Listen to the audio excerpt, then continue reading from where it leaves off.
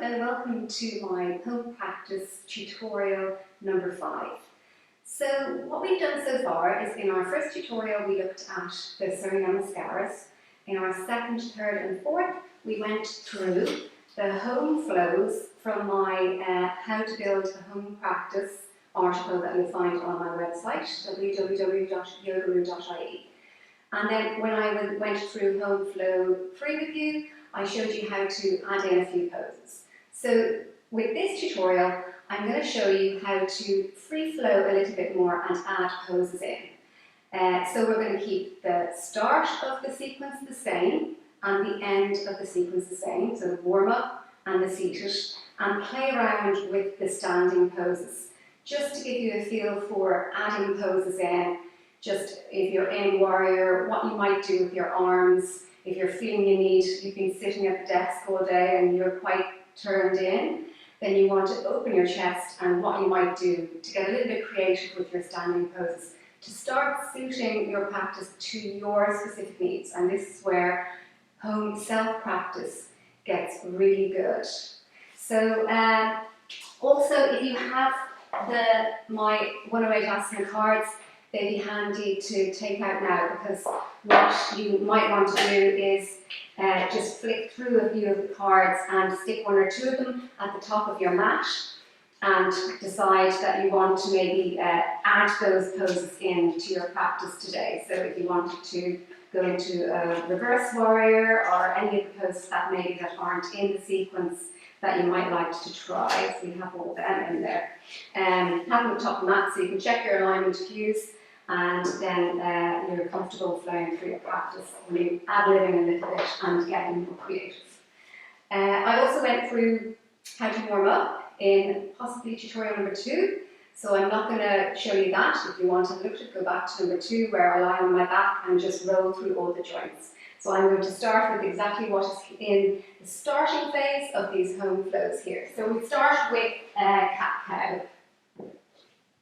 Also nice, if you have bricks, or in my restorative tutorial, I show you how to just make some very simple props with home items. So just 2 stacked books can be good just to again, it's about being creative with your practice. So it's nice to, in cat-cow, see what it feels like to lift your hands up a little bit higher. I find with cat-cow, I have a little bit more room to breathe. I can open my chest that little bit wider in cat-cow. So in my practice at the moment, I'm really using the bricks a lot more to see how different it can make the practice feel. When I come down lower, I'm not getting quite as high. I'm not opening as wide across the chest. So again, neither are wrong or right. They're both absolutely valid versions of cat-cow, but it's just how you want to get the benefits from your practice.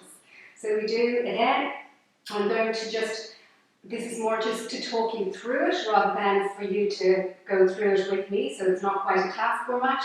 It's more to give you the steps so that when this tutorial finishes that you might be able to flow it through it yourself. So I won't necessarily be flowing through the repetitions that I have in the mini flows there. So there's 5 there, I'm just going to show you 1 or 2. Then you pop your bricks out to the side.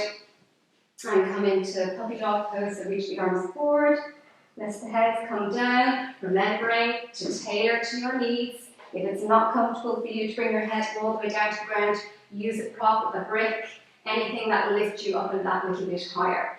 And then there's 2 rounds of Suriname mascara. So just remembering again how to come to the front of your mat.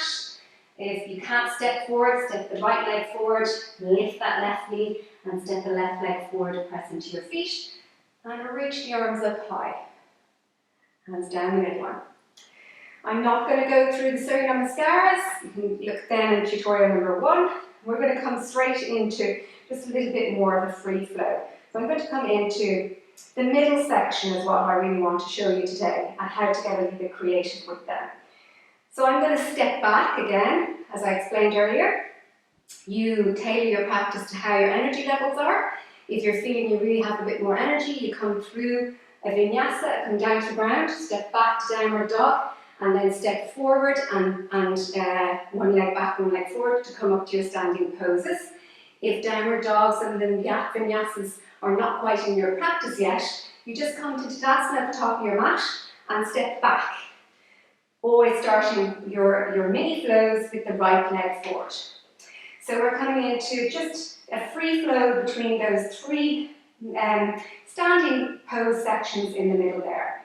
So start with one of them to just till you get comfortable and then start getting creative. So I'm starting now with home flow 1, where there's a lunging sequence, where I straighten the front leg, reach the arms up on an inhale, and then exhale, bend the knee to come down.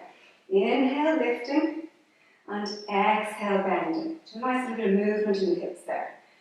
And then with each time you come down, can you bend that knee a little bit further forward, making sure that it doesn't come, I can see there that my knee is coming a little bit too far forward of the ankle, make sure it's stacked over the ankle. Now I want to see, can I incorporate a little bit of chest opening into this?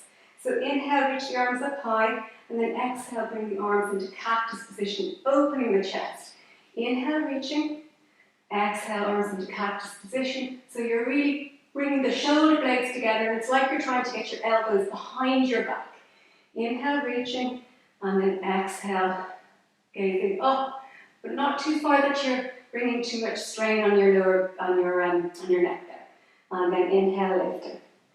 Okay, then maybe I want to actually bring a little bit of lateral bending to it, so that's side bending. So reaching the right arm down and the left arm up, gets a nice deep stretch through that hip flexor there. If you've been sitting all day, this one is lovely.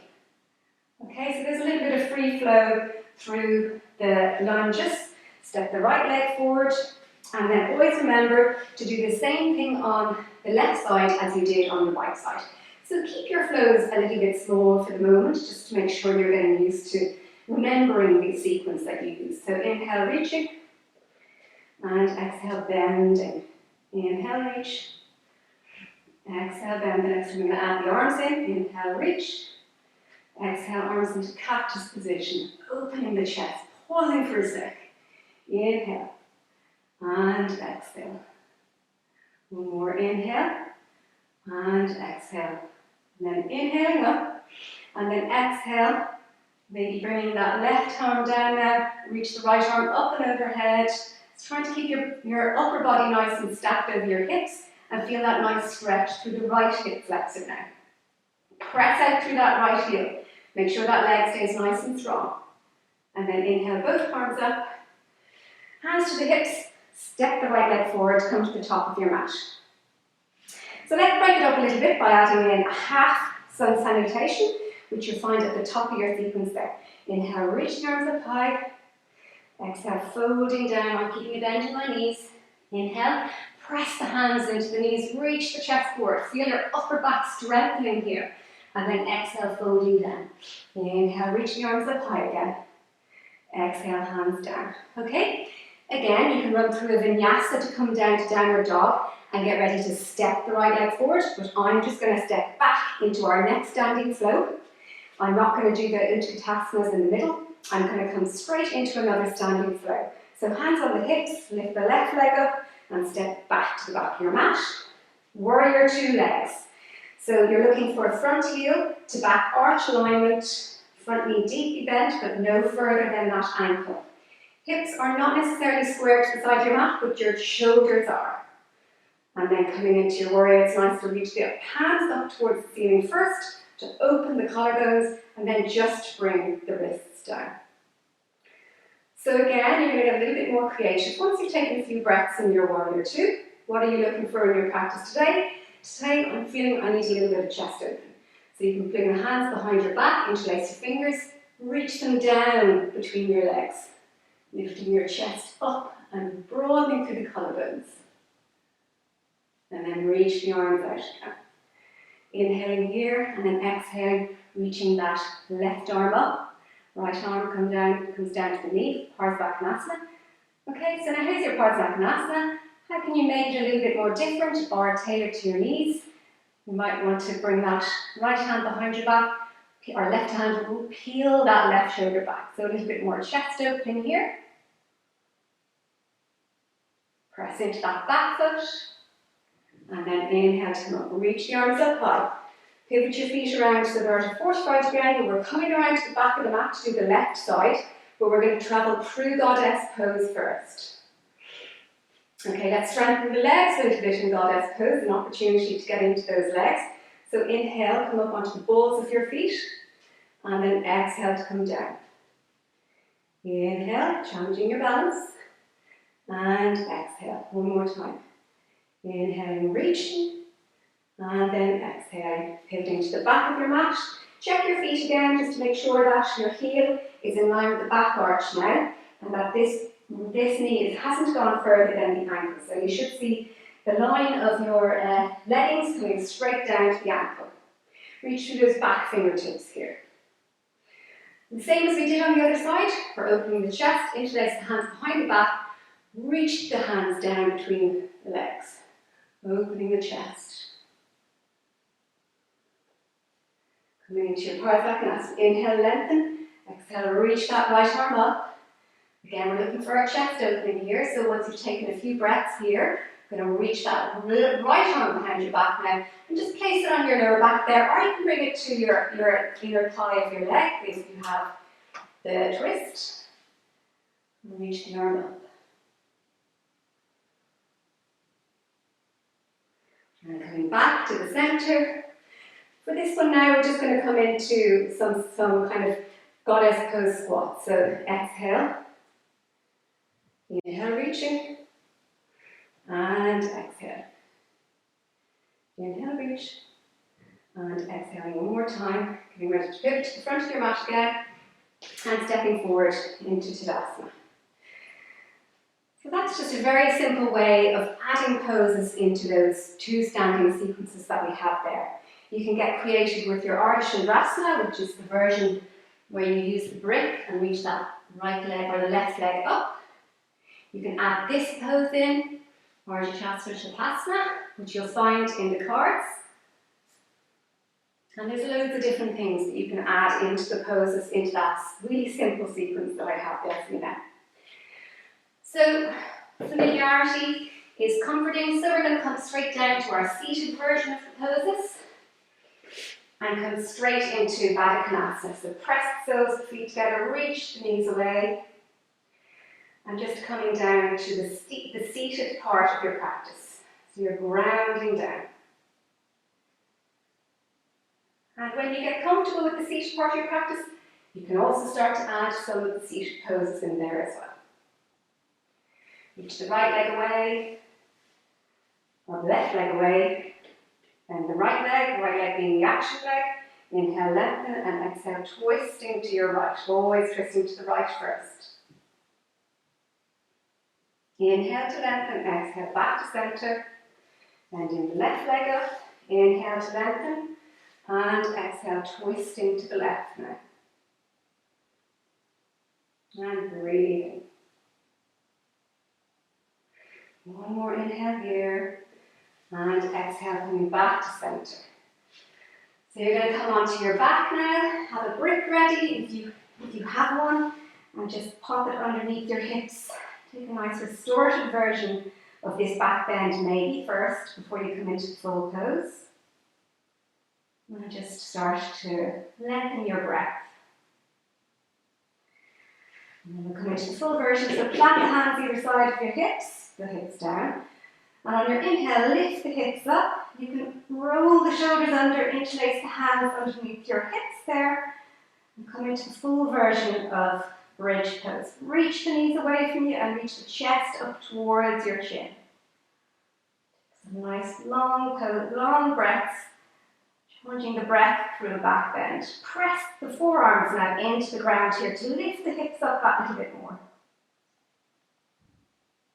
And then when you're ready, uncurling the shoulders first, coming onto the back, and gradually coming down vertical version. You can windscreen wipe the legs maybe. What can also be nice here before you come into Shavasana is to do the warm-up poses that you did at the start again. So a bit of this going on, and then circling the ankle, and straightening and bending the knees. So it's going to feel lovely to finish your sequence off the way that you started it off. So you warm up, and then you cool down with similar poses. So that's how we start to get a little bit creative with our practice and really looking at what it is that we're looking for out of our practice. So a nice chest opening, or you could have added in loads of twists to the standing poses if you felt you needed a bit of energy. And again, if you have the cards, there's a guide, and you'll also find all of this on my website as well. There's a guide to what poses are beneficial for what. So which ones build heat, which ones build focus, circulation, relaxing and calming, all these different things. So it's easier for you to find the poses that are really going to help you on this particular practice, on this particular day. So, as usual, if you have any questions, I'd be more than happy to answer them. You can contact me on ruth@yogaru.ie, and you can follow me on Instagram, Twitter and Facebook at yogaru_Ireland. And thank you for watching. So in my next tutorial, I am going to move towards showing you how to build a practice a little bit more free flow using the cards, but we might still stick with the start and the end from this home practice mini flow, just to make it really simple for you to gradually step towards just flowing with what you need, with no guides around you. Thank you for watching.